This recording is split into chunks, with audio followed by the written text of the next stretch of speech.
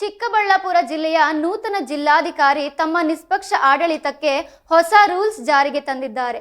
ಎಲ್ಲ ಅಧಿಕಾರಿಗಳೊಂದಿಗೆ ಸಭೆ ನಡೆಸಿ ಜಿಲ್ಲೆಯ ಸಮಸ್ಯೆಗಳಿಗೆ ಸೂಕ್ತ ಪರಿಹಾರಗಳನ್ನು ನೀಡುವ ಭರವಸೆ ನೀಡಿದ್ದಾರೆ. ಜಿಲ್ಲೆಯ ಸಾಮಾನ್ಯ ಜನರಿಗೆ ಸದಾ ಕಚೇರಿ ಮೂಲಕ ಭೇಟಿ ನೀಡುವ ಆಹ್ವಾನ ನೀಡಿದ್ದು, ಯಾವುದೇ ಮಧ್ಯವರ್ತಿಕೆಗಳ ಹಾವಳಿ ಇಲ್ಲದಂತೆ ಬದ್ಧತೆ ವ್ಯಕ್ತಪಡಿಸಿದ್ದಾರೆ. ಬೃಹತ್ ಗಮನ ಸೇರಿಸುವ ಮಾಧ್ಯಮದವರು ನಿಖರ ಸುದ್ದಿಗಳನ್ನು ತಲುಪಿಸುವಲ್ಲಿ ಆಡಳಿತಕ್ಕೆ ಸಾಕ್ಷಿಯಾಗಬೇಕು ಎಂಬುದನ್ನು ಜಿಲ್ಲಾಧಿಕಾರಿ ಒತ್ತಿ ಹೇಳಿದ್ದಾರೆ. 57 ಅರ್ಜಿಗಳನ್ನು ಹಾಕಿ ಮಂಜೂರಾತಿಗಾಗಿ ಕಾಯ್ತಾ ಇದ್ದಾರೆ. ಸಾಗುವಳಿ ಚೀಟಿಗಳ ಮಂಜೂರಾತಿಗಾಗಿ ಕಾಯ್ತಾ ಇದ್ದಾರೆ. ಅವೆಲ್ಲವನ್ನು ಕೂಡ ಸಕ್ರಮೀಕರಣ ಸಮಿತಿ, ಮಾನ್ಯ ಶಾಸಕರುಗಳು, ಆಯಾ ತಾಲೂಕಿನ ಅಧ್ಯಕ್ಷರುಗಳಾಗಿರ್ತಾರೆ. ಇನ್ನೂ 2 ತಾಲೂಕುಗಳಲ್ಲಿ ಆ ಸಮಿತಿಗಳು ಫಾರ್ಮೇಷನ್ ಆಗಬೇಕು. ಉಳಿದ 3 ವಿಧಾನಸಭಾ ಕ್ಷೇತ್ರಗಳ ವ್ಯಾಪ್ತಿನಲ್ಲಿ ಆ ಕಮಿಟಿಗಳಿಗಾಗಲೇ ಆಗಿದೆ.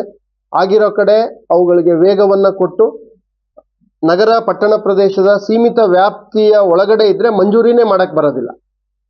5 ಕಿಲೋಮೀಟರ್ ನಗರಸಭೆ 5 ಕಿಲೋಮೀಟರ್ ವ್ಯಾಪ್ತಿ ಒಳಗಡೆ ಅರ್ಜಿ ಹಾಕಿದ್ರೆ ಅದನ್ನ ಮಂಜೂರಿನೇ ಮಾಡಕ್ ಬರೋದಿಲ್ಲ. ಕಾರಣ, ಆ ನಗರದ ಮುಂದಿನ ಅಭಿವೃದ್ಧಿಗೆ, ಮುಂದಿನ ಉದ್ದೇಶಗಳಿಗೆ ಅಲ್ಲಿ ಯಾವುದೇ ಮಂಜೂರಾತಿ ಮಾಡಬಾರ್ದು, ಅದನ್ನ ಸಾರ್ವಜನಿಕ ಉದ್ದೇಶಕ್ಕೆ ಬಳಕೆ ಮಾಡೋಂಗೆ ಆಗಬೇಕು ಅನ್ನೋ ಉದ್ದೇಶದಿಂದ ಆಶ್ರಯ ಯೋಜನೆಗಳಿರ್ಬೋದು, ಸೈಟ್ಗಳನ್ನು ವಿತರಣೆ ಮಾಡೋ, ಮನೆ ಕಟ್ಟುವಂಥದ್ದು, ಗುಂಪು ಮನೆಗಳನ್ನ ಕಟ್ಟುವಂಥದ್ದು, ಈ ಥರ ಅಭಿವೃದ್ಧಿ ಕಾರ್ಯಗಳಿಗೆ STP, ಸಿವೇಜ್ ಟ್ರೀಟ್ಮೆಂಟ್